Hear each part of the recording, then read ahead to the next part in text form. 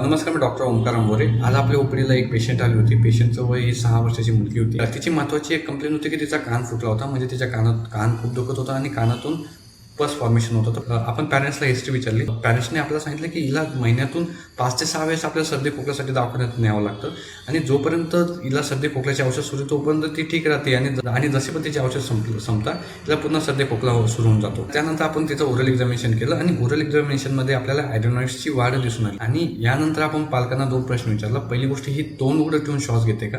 आणि दुसरी गोष्ट की रात्री झोपताना करते का? आणि या दोन्ही प्रश्नांचं उत्तर पॅरेंट्सकडून हो आलं. बरं, या सर्व गोष्टी म्हणजे वारंवार सर्दी खोकला होणं, वारंवार कान फुटणं किंवा तोंड उघडं ठेवून श्वास घेणं किंवा रात्री घोरणं, या सर्व गोष्टी का होत आहे की ॲडेनॉइड्सच्या वाढीमुळे होतात. बरं, हे ॲडेनॉइड्स आपल्याला मोठ्या मुलामध्ये दिसणार नाही, कारण की ॲडेनॉइड्स हे युजली 6 वर्षापर्यंत मुलांमध्ये असतात आणि 6 वर्षानंतर त्यांची साईज कमी कमी होत हे जसं मुलं मोठे होतात तोपर्यंत ते नाहीसे होऊन जातात. पण जर मुलं 6 वर्षापेक्षा कमी असेल आणि त्यांना ह्या आपण बोललेल्या गोष्टीचा जास्त त्रास होत असेल तर आपल्याला त्यांचं काही मॅनेजमेंट करावं लागतं. सर्वात पहिले आपण वेट अँड वॉच करू शकतो, म्हणजे प्रतीक्षा करू शकतो.